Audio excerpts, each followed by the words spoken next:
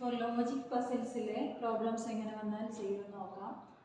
island that has two kinds of inhabitants, knights who always tell the truth, and their opposites, knaves who always lie. Two people, A and B. What are A and B? If A says B is a knight and B says the two of us are opposite types. ഇപ്പോൾ രണ്ട് cases ആയിട്ടാണ് ഇത് നമ്മൾ prove ചെയ്യാൻ പോകുന്നത്.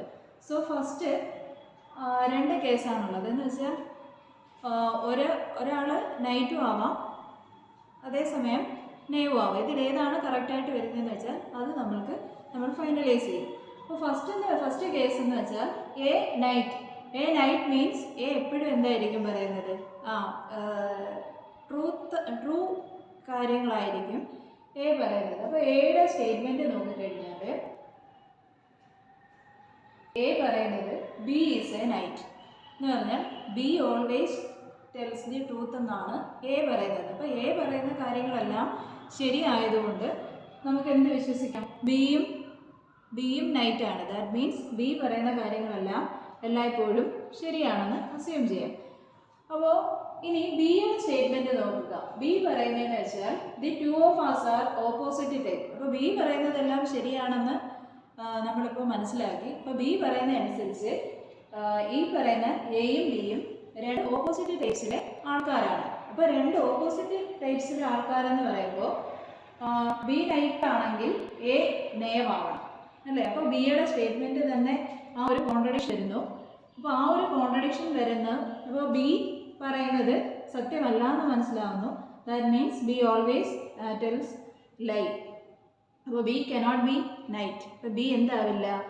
B ഒരിക്കലും സത്യമായിട്ടുള്ള കാര്യങ്ങളല്ല പറയുന്നത്. സോ അപ്പോൾ ബി പറയുന്നത് എന്താണ്?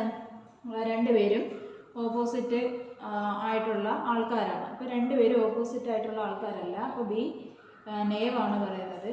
അപ്പോൾ ബി നേവാണെന്ന് കിട്ടിയത് കൊണ്ട് എ പറഞ്ഞിരുന്നതാണ് ബി നൈറ്റ് ആണെന്ന്.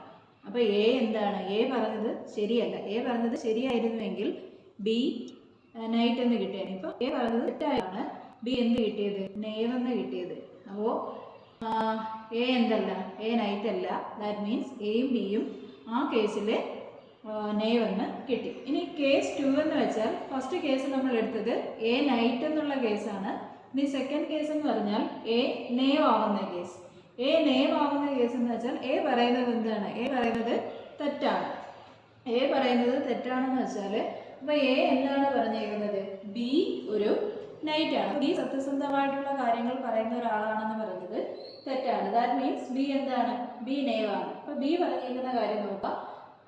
എയും ബിയും എന്താണ്? ഓപ്പോസിറ്റ് ടൈപ്സിലെ ആൾക്കാരാണ്. അപ്പോൾ ബി പറഞ്ഞേക്കുന്നത് തെറ്റായിട്ടുള്ള കാര്യമാണെന്ന് വെച്ചാൽ ബി പറയുന്ന അനുസരിച്ച് എയും ബിയും സെയിം ടൈപ്സ് ആൾക്കാരാണ്. അപ്പോൾ ബി എന്താണ്? ബി നേവെന്ന് കിട്ടി. അപ്പോൾ ആരും നേവാണ്? എയും നേവാണ്.